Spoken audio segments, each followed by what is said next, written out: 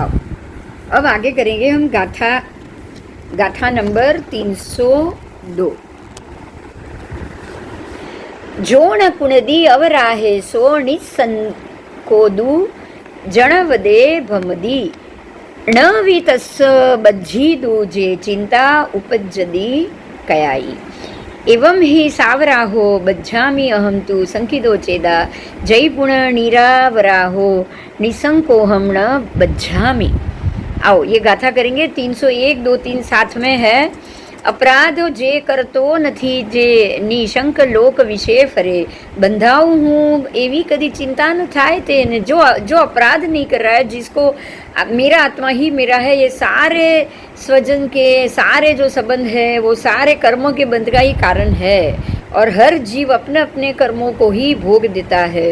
तो वो इस प्रकार से निशंक हो गया ना, तो वो बिल्कुल ये लोक में वो निशंक हो गया, लोक के लिए भी निशंक हो गया कि ये लोक ही संसार का जड़ है, लोक ही, और लोक के अंदर मुझे नहीं रहना है, मुझे ये सबसे बाहर आ जाना है। देखो विजय राजा को याद करो, वो नाग देवता संपूर्ण राज्य के लोगों को मार रहा है, डस रहा है, उसने अपना कोप बरसा दिया है, लेकिन लोग मंत्री आकर राजा को बोलते हैं आप नाग देवता की पूजा करो, नहीं तो पूरे लोग अपने नगर के सारे लोग मर जाएंगे। तब भी वो राजा क्या सोचता है कि ना कोई किसी को मार सकता है, अगर ना किसी को जीवा सकता है, बचा सकता है। अगर उसने सच में मार दिया, ऐसा नहीं मार सकता, देवता भी किसी को नहीं मार सकता। अगर वो जो मर गए हैं उनकी किस्मत में मरना नहीं होगा, तो ऐसा कोई भी देवी प्रकोप उस लोगों को नहीं मार सकता। समझ लीजिए, ये बहुत बड़ी बात है। अगर देवी प्रकोप से कोई मरे हैं तो वो पॉसिबल ही नहीं है, क्योंकि कोई भी देवता किसी का जीव ऐसे नहीं ले सकता। हर एक जीव कर्म के अधीन, अपने आयुष्य के अधीन, बराबर। और अगर मैं चाहूं कि मैं ये सबको बचाने के लिए वो नाग देवता की पूजा करूं तो वो भी पॉसिबल नहीं है, क्योंकि मेरी उससे पूजा करने से और वो प्रसन्न हो जाएगा तो वो बाकी सबको बचा देगा, वो भी संभव नहीं है। किसी को मारेगा नहीं, वो भी संभव नहीं है। मतलब ये हो गया कि किसी भी देवता के हाथ में किसी को मारने या जिंदा रखने की ताकत होती ही नहीं है, होती ही नहीं है। अगर जिसको ये समझ में आ गया वो कभी भी ऐसे गलत चीजों को मानेगा? बताओ, उसकी पूजा प्रभाव ना करेगा? बोलो कि भाई चलो इसकी पूजा करो, ये आपका काम करेगा। पॉसिबल है?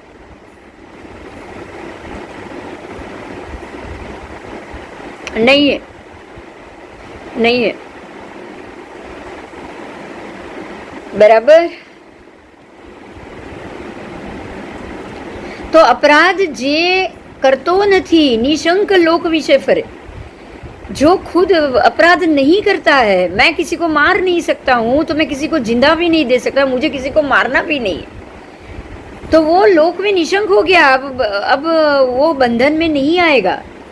બંધાઉં હું એવી કદી ચિંતા ન થાય તેને, એને ક્યારે એવું ચિંતા જ નથી થતી કે હું બંધાઈશ, કે મને કર્મબંધ લાગશે। તમે ચિંતા કરો તો તમને કર્મ બંધાય, તમે ચિંતા જ નથી કરતા તો પછી ક્યાંથી કર્મબંધ થવાનું છે? એમ આત્મા અપરાધી હું બંધાવું એમ સશંક છે, શંકાશીલ છે, આત્મા શંકાશીલ છે કે ભાઈ હું બંધાઈ રહ્યો છું એવી એને ખબર જ નથી। હું આને મદદ કરું છું તો મેં મારી વ્યક્તિને મદદ કરી, મેં મારા સંતાનોને મદદ કરી, મેં મારા ફેમિલીને મદદ કરી, તમે એ રીતે વિચારો છો એટલે તમે બંધાયા, તમે અપરાધી, તમે બંધાયા। કારણ કે તમે એવું માનો છો કે મેં આને મદદ કરી। અરે તમારા વગર એનું કામ થવાનું છે, તમે નહીં હશો તો શું એનું કામ નહીં થાય? આપણે ભૂલ જ અહીંયા કરીએ છીએ, બરાબર। તમારા કારણે એ વ્યક્તિ બચી, खोटी बात। તમારી બુદ્ધિના કારણે એ વ્યક્તિ બચી, खोटी बात। क्योंकि ऐसे बंधन की चिंता कभी भी उपजती नहीं है, ऐसी होती नहीं है। मेरे कारण वो व्यक्ति बंधा वो भी पॉसिबल नहीं, मेरे कारण वो व्यक्ति छूटा है वो भी पॉसिबल नहीं। समझ लीजिएगा, आप किसी के कर्म बंध में भी निमित्त नहीं, आप किसी के कर्म छुड़ाने में भी निमित्त नहीं, आप किसी को दुख देने में भी निमित्त नहीं, किसी का दुख घटाने में भी निमित्त आप नहीं हो, बराबर। अगर ये बात जान लिया ना तो ही वो आत्मा निशंक हो जाएगा। अब आप निशंक हो, विजय राजा निशंक हो गए। अरे वो देव को जो करना है करे, मैं मेरे अपने जो आराध्य देव है, मोक्ष की इच्छा देने वाले देव है, मैं उससे दूर नहीं जाऊंगा, मैं ऐसे कोई मिथ्याति देव की बात में नहीं आऊँगा। और उन्होंने निरंतर अपने ध्यान और जाप में वो चले गए, मंदिर में बैठ गए जाकर प्रभु के सामने, और अपने ही अध्यवसाय में चढ़ गए कि अरे ये रानी मर गई है, पुत्र मर गया है, नगरजन मर गए हैं, सब अपने अपने कर्म के अधीन, सब अपने अपने। किसी देव में ये ताकत नहीं है कि वो किसी का आयुष्य तोड़े, और किसी भी देव में ये ताकत नहीं है कि वो किसी को आयुष्य प्रदान कर पाए, बराबर। तो ये सारा संसार का ही विडम्बना है। उसके लिए मुझे मिथ्यात्व, कोई देव बचा सकता है और मैं उसकी प्रार्थना करूं, ये गलत बात है, मुझे उसमें नहीं जाना। और जैसे ही वो अपने अध्यवसाय में, शुद्ध अध्यवसाय में चढ़ गए, वो केवली बन गए। केवल ज्ञान क्या कि जो केवल ज्ञान उनका जैसे ही प्रकट हो गया, देव प्रकट हो गए, और उन्होंने वो जो मिथ्यात्वी देव था उसकी सारी लीला खत्म कर, जो नागराज की लीला चली थी ना मिथ्यात्वी नागराज की, वो सारी उन्होंने खत्म कर ली। जो रानी, जो पुत्र मर गए थे वो भी जिंदा हो गए। क्यों? क्योंकि केवल ज्ञानी आ गए, केवल ज्ञान हो गया, केवल ज्ञान के जो उत्सव करने वाले देव आ गए। और देव तो आके जब मिथ्यात्वी देव को भगा ही देंगे ना, सीधी बात सोचो आप। कमठ को क्यों भागना पड़ा? धर्मेंद्र देव आए इसलिए, बराबर। जैसे ही धर्मेंद्र देव प्रकट हो गए, वो समकीती है, तो कमठ को भागना पड़ा था कि नहीं? भागना पड़ा था ना। हाँ, ऐसे ही जैसे ही वो केवल ज्ञान के जो केवल ज्ञान प्रकट हो गया, और जो भी देव आ गए उसके उत्सव के लिए, केवल ज्ञानी के महोत्सव के लिए जो देव आ गए ना, जैसे ही सारे जो नागराज, जो मिथ्या देव थे, जिन्होंने ये लीला रचाई थी ना, उनको भागना पड़ा। तो ये बहुत अच्छे से आपको समझना है, बराबर, कि कोई किसी को ना दुख कम कर सकता है, ना सुख दे सकता है, ना दान देकर उसकी पीड़ा दूर कर सकता है। कोई कुछ नहीं कर सकता, कोई कुछ नहीं कर सकता, कोई कुछ नहीं। इसलिए दान, शील, तप, भाव, आप किसी को धन दो, किसी को ये दो, उसी से पुण्य बांधो, वो आप अपराधी हो। आप अपराधी आत्मा के, आप अपनी आत्मा के अपराधी। किसके अपराधी हो बोलो? अपनी खुद की आत्मा के अपराधी हो, खुद की आत्मा की। करो प्रभावना धर्म की करो, ज्ञान की करो, भगवान की करो, भगवान की बातों की करो, बराबर।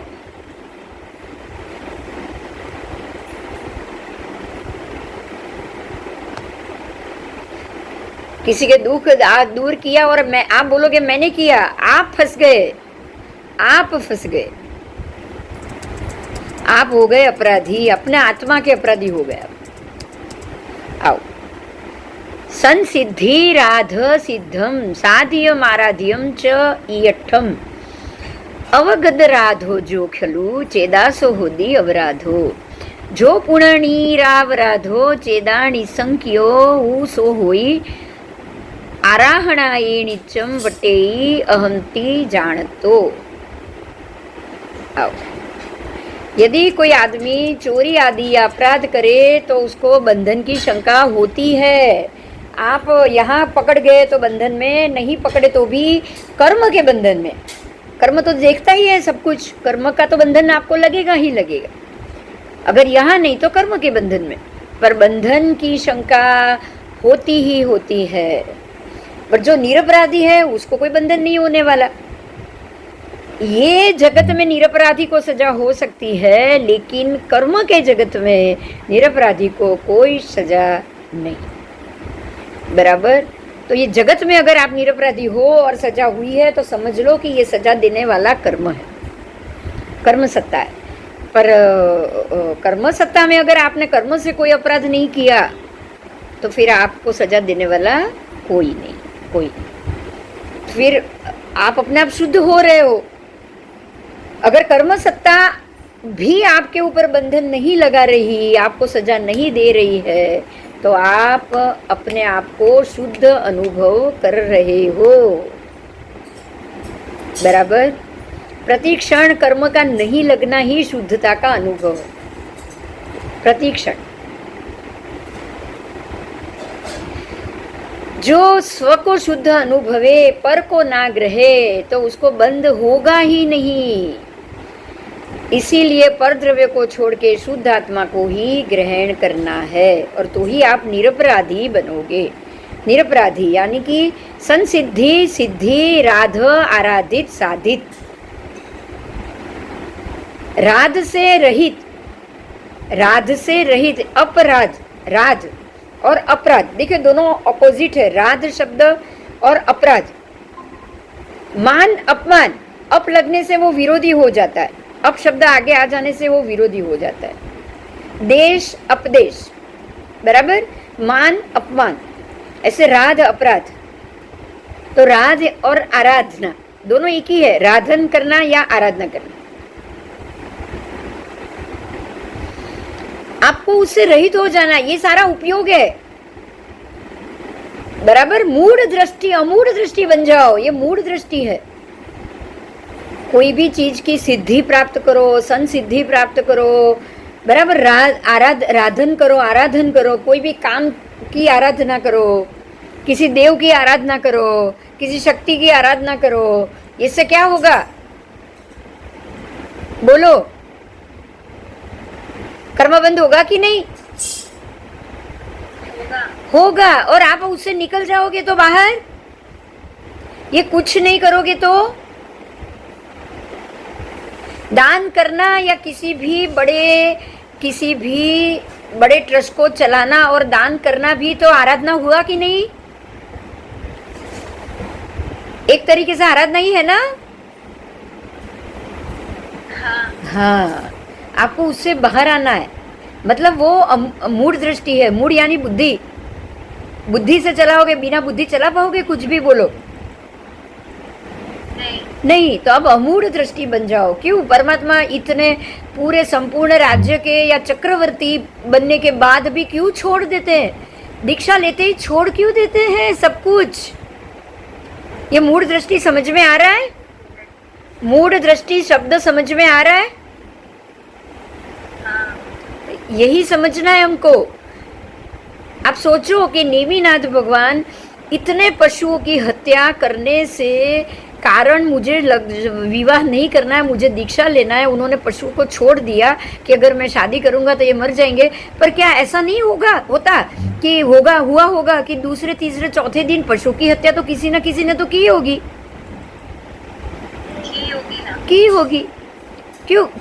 क्यों? फिर हमको तो ये सोचना है ना, दूसरा क्या सोचेगा? भाई उनको तो राजा रहना चाहिए, उनको दूसरे दिन से पूरे नगरी में पशुवध बंद करा देना चाहिए, उनको ये काम करना चाहिए। वो बहुत सारे पशुओं को बचाते। ये कोई कौन सा अच्छा लग रहा है? बोलो। राजा बनीने બધા પશુઓને બચાવી શકત, રાજા બની શકત, પશુઓને જે જીવે ત્યાં સુધી બચાવી શકત। પણ એમણે શું કર્યું? એમાં એ કેમ નહીં ગયા? એમણે એવું કેમ નહીં કર્યું? અરે એમણે સૌથી પહેલો થોડી વાર પહેલા જો બોલી ગઈ, આ જ મૂળ દ્રષ્ટિ છે કે હું એમને બચાવી શકીશ। जो ये नेमनाथ दादा नेमनाथ परमात्मा ने अगर ये सोचा होता कि मैं राजा ही रहूं और ये नगरी में ढंढोरा पटाऊं कि कल से कोई किसी पशु की हत्या नहीं करेगा और किसी भी पशु को वो नहीं मारेगा, तो ऐसा करने वाला मैं हूं और मैं ये करूं, वो उससे बाहर आ गए थे। क्योंकि उनको पता है, जो सम्यक दृष्टि वो जानता है कि उनके कहने से या करने से सारे पशु बच जाए, ऐसा मुमकिन ही नहीं है। बात समझ में आई? हाँ, ये संभव ही नहीं है। हर एक जीव अपनी अपनी आयुष्य को अपने तरीके से खत्म करेंगे, कर्म के अधीन है। मैं किसी को नहीं बचा सकता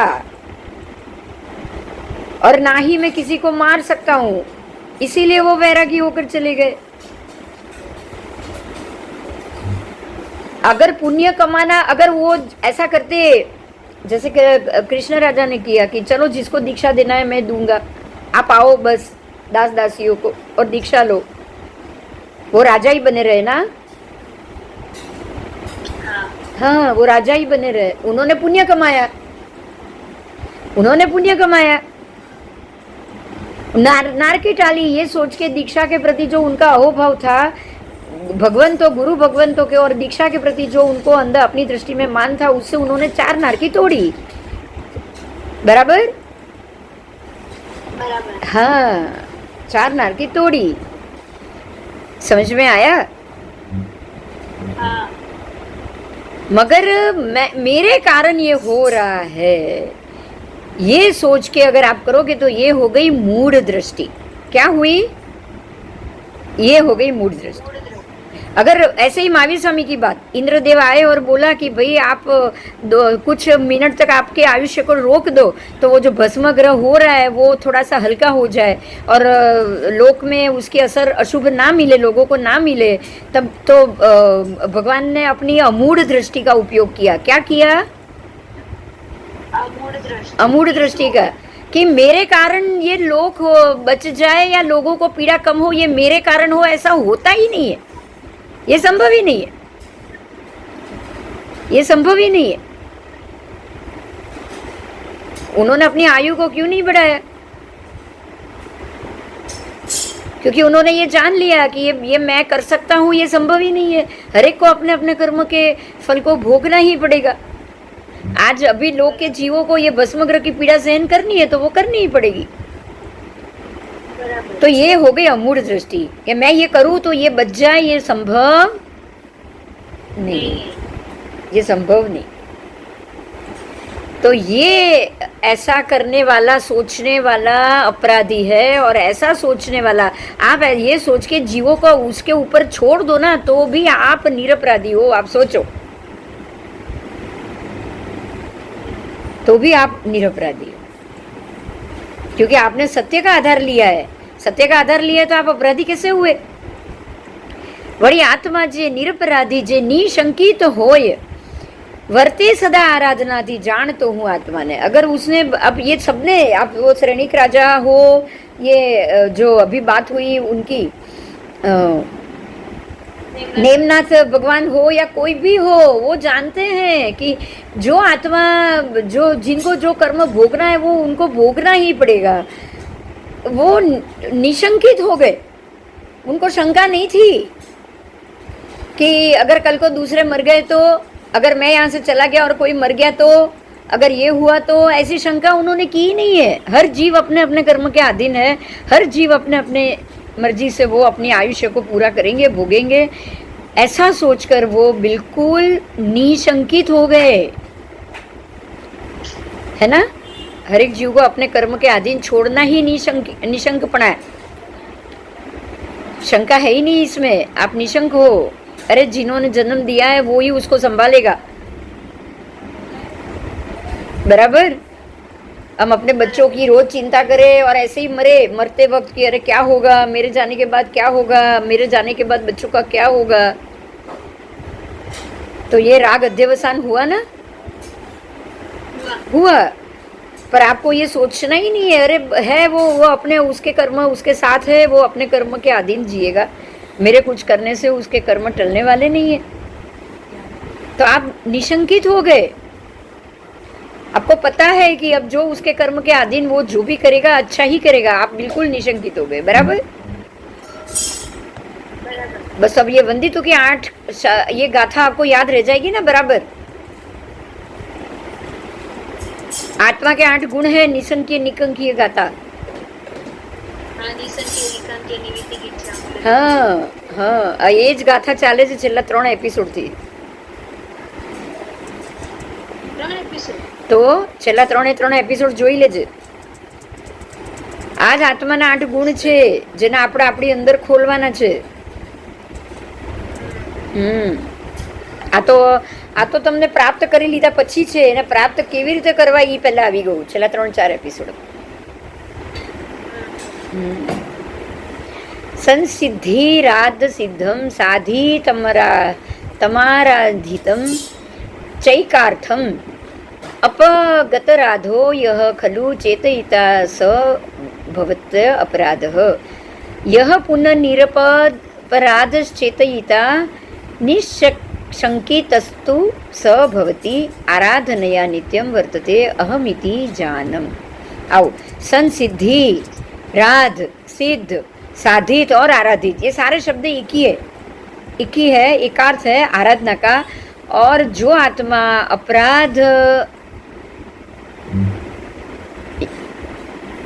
अपराधगत है, अपगत राध मतलब राज से रहित, अपराध का अर्थ है राज से रहित, बराबर, वो आत्मा अपराध है। आप जो राज से रहित हो वो अपराध है। तो आत्मा आप राज से रहित हो तो आप अपराध हो। आत्मा अपराध है, इसलिए उसको किसी भी सिद्धि या राध के लिए सम्मिलित नहीं होना है। बात समझाई गई? आप उसमें सम्मिलित हुए तो आप अपराधी। जब आप खुद अपराध हो तो आपको अपराधी होने की जरूरत है? आत्मा अपराध है, उसको अपराधी नहीं बनना है। आत्मा खुद एक सिद्ध है, सिद्ध स्वरूप है। सिद्ध का मतलब अपराध। देखो समझ में ना आए तो सवाल करो। अपराध का अर्थ गुनाह नहीं समझना है आपको। अपराध का अर्थ को गुनाह नहीं समझना है। अपराध का अर्थ है किसी भी प्रकार की सिद्धि रहित, राध रहित। आत्मा राध रहित है, आत्मा खुद एक सिद्धि है। आपको किसी भी सिद्धि पाने के लिए कोई प्रयत्न नहीं करना है, बराबर। आप कोई प्रयत्न नहीं करोगे तब आप सारे जो भी राज है, जो भी सिद्धि है, उसको प्राप्त कर लोगे। तो आपको ये निशंक हो जाना है कि मुझे कोई सिद्धि प्राप्त नहीं करनी है। शुद्धात्मा में सर्व सिद्धि भरी पड़ी है। आपको ये बात के लिए निशंक होना है। पर द्रव्य से ही मैं खुश, पैसा आएगा तो मैं दान धर्म करूंगा तो खुश, दवा दारू बराबर लूंगा, दवाई ववाई टाइम से लूंगा, डॉक्टर को बताता रहूंगा तो मैं खुश। ये सारा क्या हुआ? राध हुआ। राध हुआ कि नहीं? दवा के लिए, डॉक्टर के लिए आप उसके पीछे रहोगे तो ये एक प्रकार का राध है।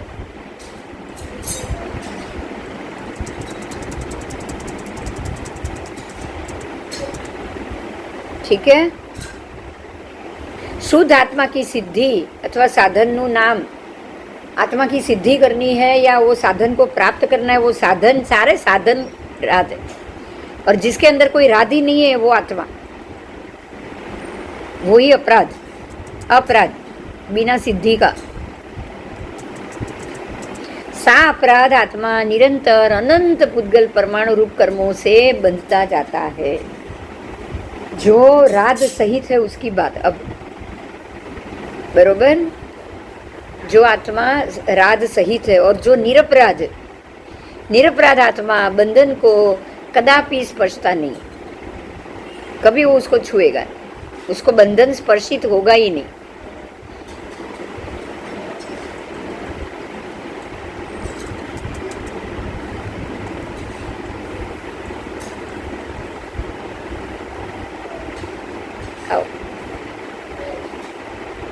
शुद्ध आत्मा की उपासना क्या करनी है, उसको कहाँ मेहनत करनी। आज तो हम तो देखो, हम जो अभी हैं वो निरपराध है, हम अपराध नहीं। अपराध कौन है? मोक्ष के जीव। और निरपराध कौन है? जो जीव को पता चल चुका है कि मोक्ष कर सकता है, जो सम्यकदर्शी बन चुका है, वो हुआ निरपराध। और जो जीव मिथ्यात्वी है वो सारे राध कर रहे हैं। एक राध है, एक अपराध है, एक निरपराध। अपराध वो खुद आत्मद्रव्य। राध कौन? राध कौन? सारा संसार के कर्म अध्यवसान सब बंधने का कारण है, कर्म का कारण है, कर्म बंध है, वो है राध। क्योंकि वो कुछ न कुछ सिद्धि कर रहे हैं, कुछ न कुछ प्राप्ति कर रहे हैं। और निरपराध कौन? तो संसारी आत्मा। समझ में आ रहा है? देखो दोनों चीज अलग करो, अपराध निरपराध। अपराध है वो सिद्ध भगवंत की आत्मा है कि वो खुद अपराध बन चुके हैं, अब वो निरपराध भी नहीं बनेंगे, अपराधी भी नहीं बनेंगे, राधी भी नहीं बनेंगे, निरपराधी भी नहीं बनेंगे। बराबर बराबर। तो निरपराध अपराध को निरपराध कैसे बनना है? जो संसारी जीव है उसको शुद्धात्मा कैसे बनना है? शुद्धात्मा है अपराध, और संसारी जीव में जो समकीति जीव है वो निरपराध। तो जो समकीति जीव है वो क्या करे तो वो अपराध बने, वो सिद्धात्मा बने। समकीति जीव को सापराध बनना हो तो उसको प्रतिक्रमण आदि करना चाहिए। आप प्रतिक्रमण आदि में रहोगे तो आप निरपराधी बनोगे। संसारी समकीति संसारी जीव, समकीति संसारी जीव, आप प्रतिक्रमण आदि 6 आवश्यक आपको करना चाहिए। बराबर, उससे आप निरपराधी बनोगे। प्रतिक्रमण, प्रतिसरण, परिहार, धारणा, निवृत्ति, निंदा, गर्हा और शुद्धि। बराबर। प्रतिक्रमण, प्रतिसरण मतलब उनको अनुसरना, फिर धारणा, फिर निवृत्ति, फिर निंदा, गर्हा और शुद्धि। ये 8 प्रकार का अमृत है जिसका स्वाद लेने से, जिसका उपयोग करने से समकीति जीव, संसारी समकीति जीव संपूर्ण सम्यकत्व को प्राप्त करके सारे कर्म का खात्मा करके मोक्ष जाएगा। और उससे उल्टा अप्रतिक्रमण, अप्रतिसरण, अपरिहार, अधारणा, अनिवृत्ति, अनिंदा, अगर्हा और अशुद्धि, ये 8 प्रकार के विष है। देखो 8 स्वभाव, 8 गुण और 8 दुर्गुण की बात। 1 मिनट में जरा फोन ले लूँ। हाँ 1 मिनट। तो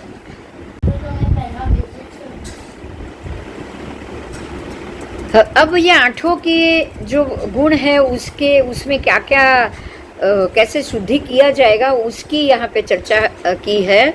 8 प्रतिक्रमण, सबसे पहला जो था वो प्रतिक्रमण यानी कि किए हुए सारे दोषों का निराकरण।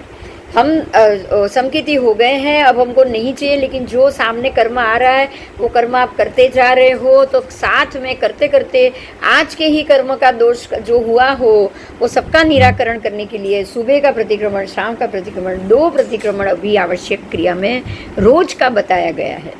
ये अभी के समय में है, बाकी के जो बीच में जो 23 तीर्थंकर का समय है वहाँ ये 2 प्रतिक्रमण रोज के देवसी राय नहीं होते थे। वहाँ जो होते थे वो जब कुछ कर्म बंद बड़ा सा दोष हुआ हो तब ही करना होता था, रोज के खाने पीने का प्रतिक्रमण तब नहीं था। बराबर। और जो भी चौमासी प्रतिक्रमण, संवत्सरी प्रतिक्रमण ये जो होता था ये मेन होता था 4 मासी या पक्षी प्रतिक्रमण या फिर पाक्षिक प्रतिक्रमण या फिर संवत्सरी प्रतिक्रमण।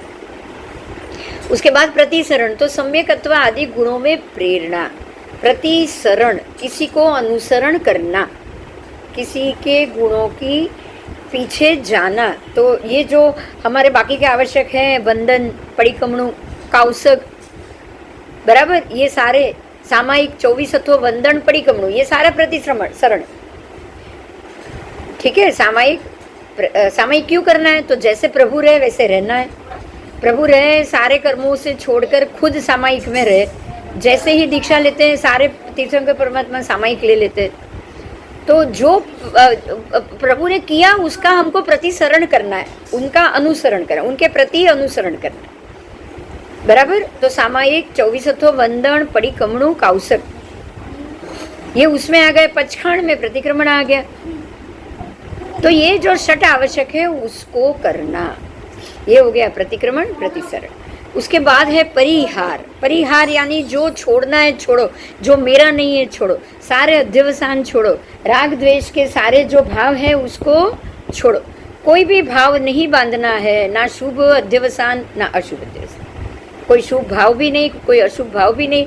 शुभ अगर मैं किसी को दान कर देता हूँ तो मेरे करने से ही उसका घर चल रहा है, ये हो गई गलत, अपराध। बराबर आपके नहीं करने से भी उसका जो होना है वो तो होना ही होना है।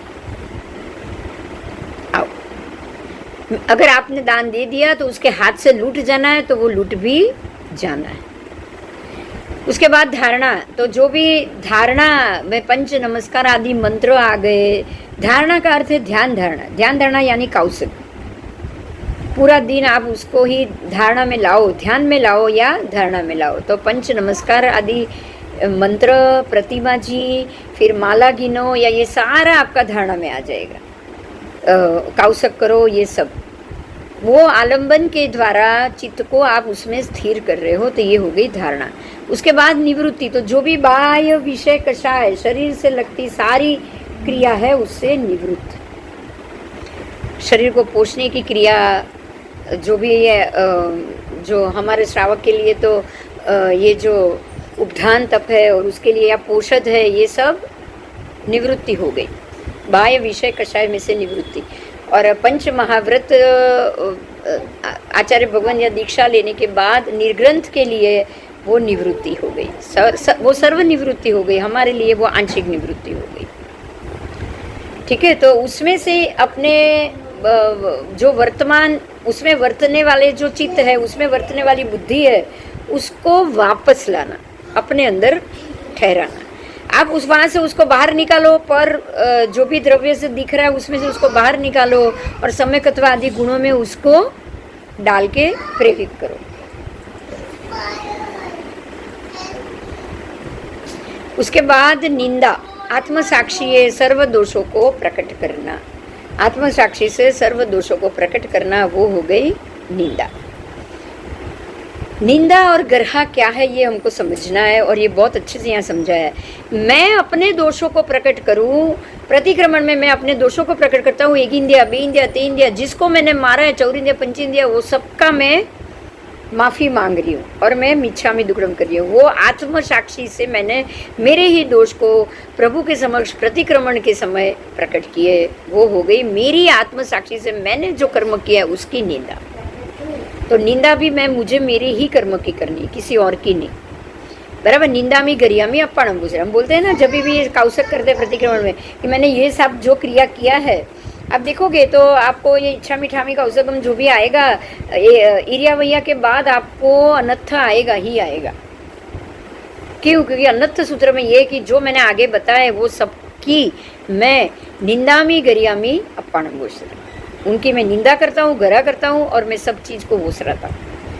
ठीक है, आओ। तो निंदा आत्मसाक्षी है, अपने दोषों को प्रकट करना है। और गर्हा क्या है? निंदा में गरिहा में गर्हा क्या है?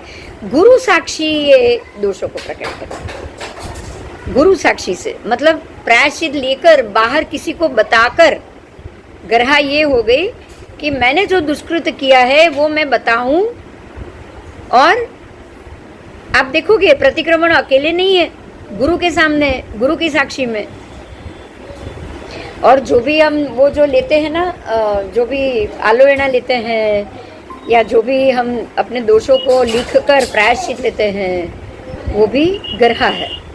तो वो भी गुरु को बताते हैं कि मैंने ये मेरे से ये गलती हुई है, तो मुझे उसका प्रायश्चित दो। तो जो भी आप प्रायश्चित लेते हो वो गर्हा है, वो गुरु साक्षी से ही लिया जाता है, वो हो गई गर्हा। अब उसके बाद शुद्धि, तो जो भी 8वीं अंतिम है शुद्धि, अपने आपने निंदा कर ली, निंदा में गरिहा में, तो अब शुद्धि आएगी, वो हो गया अप्पाणम वो सिरामी। आप अब ये सब चीज़ वोसरा दो, सब वोसरा दो, रोज की हुई सारी चीज़ों को वोसराओ। तो ये हो गई आपकी शुद्धि। जो जो दोष हुए हैं वो दोष करने के बाद आप उसकी शुद्धि कराते हो, वो हो गई। और उसके बाद आपका चित्त विशुद्ध हो जाएगा।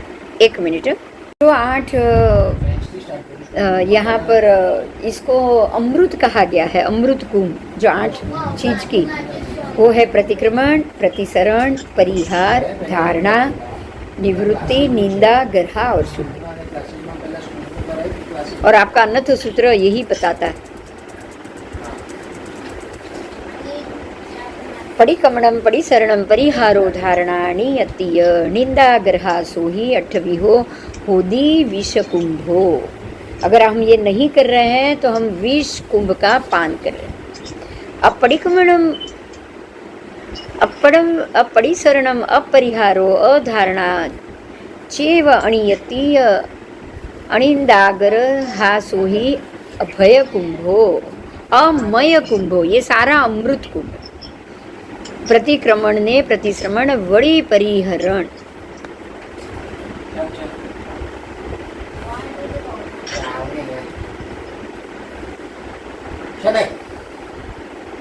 નિવૃત્તિ ધારણા પ્રતિસરણ એટલે પ્રતિસરવું, અનુસરવું, અનુસરણ કરવું. અને પરિહરણ એટલે છોડવું. હા, પરિહરણ એટલે છોડવું. નિવૃત્તિ એટલે બધામાંથી બહાર આવી જવું. ધારણા, ધારણા એટલે ધ્યાન ધારણા. એને આપણે જે બી આપણે કરીએ છીએ ને સ્વાધ્યાય પછી કૌશગ, એ બધું ધારણા થયું. બરાબર. અને શુદ્ધિ, શુદ્ધિ એટલે આ બધામાંથી તમે ઓસરાવો છો. નિંદામી ગરિહામી કરી અને બધું ઓસરાવો છો એટલે તમે શુદ્ધિમાં આવ્યા. રોજે રોજની શુદ્ધિ કરી. હા, નિંદા અને ગરહા, જે કર્મ કર્યા છે, નિંદા પ્રતિક્રમણ કરીને હું આત્મસાક્ષી પહેલાં હું એ નહીં કરું કે મેં આ બધું ખાધું છે તો હું એ બધા જીવોને મેં આ કર્યું છે તો એને હું ઓસરાવું છું. અને ગરહા એટલે ગુરુ સાક્ષી ગરહા, ગુરુની સામે જે પેલું પક્ષી પ્રતિક્રમણ બધું કેમ ત્યાં જઈને કરવાનું કીધું છે, અથવા તમારે કહીને કરવાનું છે ને. પ્રાયશ્ચિત જ્યારે લો છો ત્યારે આપણે જ્યારે ઓલી નાણ માંડીને જે પ્રાયશ્ચિત કરે તો એ લખીને આપવાના હોય છે ને અપરાધો. હા, એટલે એ ગુરુની સાક્ષી અપરાધ બતાડવાના હોય. બરાબર. તો આ 8 કરશો તો એ અમૃત કુંભ છે, અને જો આ 8 નથી કરી રહ્યા એ બીજ કુંભ છે. બરાબર.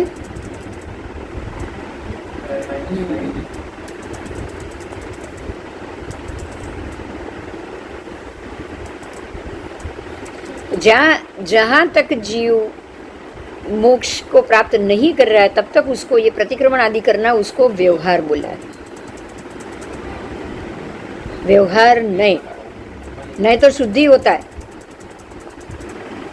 इसलिए उसको व्यवहार नहीं कहा है. बराबर. आओ.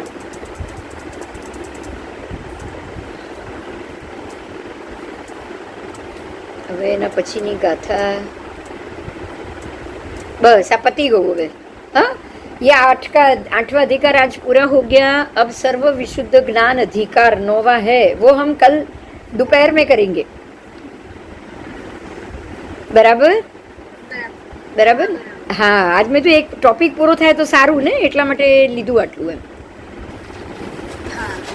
હા, તો મોક્ષ અધિકાર પૂરો. હવે સર્વ વિશુદ્ધ જ્ઞાન અધિકાર 9મો છે એ આપણે કાલે કરશું. હા, બસ બસ. હવે 8 એટલે તમારું મોક્ષ પ્રાપ્ત થઈ ગયા પછીની ત્યાંની સ્થિતિ આવશે. 8 જો જીવ અજીવ, પછી કર્તા કર્મ અધિકાર, પુણ્ય પાપ અધિકાર, આશ્રમ અધિકાર, સંવર અધિકાર, નિર્જરા અધિકાર, બંધ અધિકાર અને મોક્ષ અધિકાર, એ 8 અધિકાર થઈ ગયા. હવે શું થયું તો કે 8 નિર્જરા, બંધ અને મોક્ષ જાય છે ત્યાં સુધી તો તમે શરીરે છો. 14 ગુણસ્થાન સુધી તો તમે સશરીરી છો. તો હવે શું, એના પછી શું? સર્વ વિશુદ્ધ જ્ઞાનમાં પ્રવેશ કરી લીધો, જે સિદ્ધ સ્થાનમાં પ્રવેશ કરી લીધો, એના પછી શું એ હવે આપણે કાલે જોઈએ. બરાબર. એ આવશે સર્વ વિશુદ્ધ જ્ઞાન પ્રવેશ. સર્વ વિશુદ્ધ જ્ઞાન પ્રવેશ એ હવે આવશે. આત્માનો સિદ્ધ ગતિમાં પ્રવેશ એ આપણે કાલે જોઈએ. ઓકે, ચાલ. છેલ્લા 3-4 જોઈ લેજે. હા, ચૂકતી નહીં. આનું બહુ સરસ છે. હા હા હા. ચાલ. જય જિનેન્દ્ર. જય જય.